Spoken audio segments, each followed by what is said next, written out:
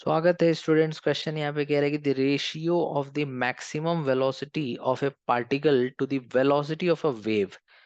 देखो, अगर हम बात करें कि वेव मोशन में आखिर क्या होता है, तो वेव मोशन में पार्टिकल जो है वो अपने जगह पर, जैसे मान लो लॉन्गिट्यूडनल वेव है, तो वेव मोशन में particle back and fourth motion करता है। इसको ऑसिलेशन भी या वाइब्रेशन भी कह सकते हैं।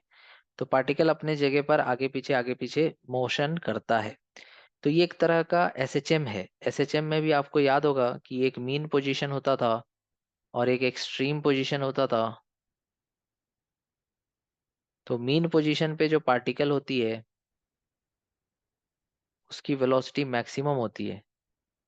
तो इस क्वेश्चन में बोला है कि maximum velocity of the particle. तो जब ये पार्टिकल ऑसिलेशन कर रहा होगा तो मीन पोजीशन पे इसकी वेलोसिटी मैक्सिमम होती है और वो होती है ओमेगा ए।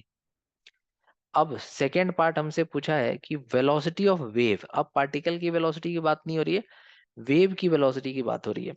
तो मान लो वेव की वेलोसिटी अगर हम निकालना चाहते हैं तो आपको याद होगा कि वेव का शेप अगर ट्रांसवर्स ले रहे हैं तो कुछ इस तरह से होता है। तो यहाँ से लेकर यहाँ तक इस वेव की लेंथ लेमडा है, और इसको बनने में जो टाइम लगता है, इस वेव को बनने में जो टाइम लगता है इसको बोलते हैं टाइम पीरियड। ये लेमडा क्या कहलाता है? वेवलेंथ कहलाता है। और एक वेव के बनने का जो टाइम होता है उसको हम कहते हैं टाइम पीरियड। ओके। तो अगर हम वेव की वेलोसिटी निकाले, वेलोसिटी ऑफ वेव निकाले, तो distance lambda by time T, distance lambda by time T. साथ में आपको ये भी पता होना चाहिए कि लेमडा को हम लिखते हैं 2 पाई बाई के, और टाइम पीरियड को लिखते हैं 2 pi by omega.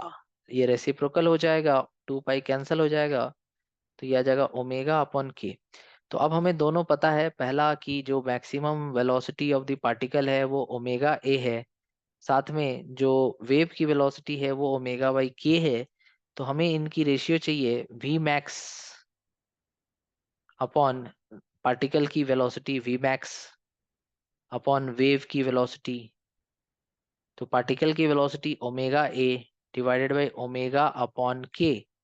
Omega cancel हो गया तो ये आ गया ए के या फिर के ए। ऑप्शन सी इसका सही आंसर होना चाहिए। Thank you.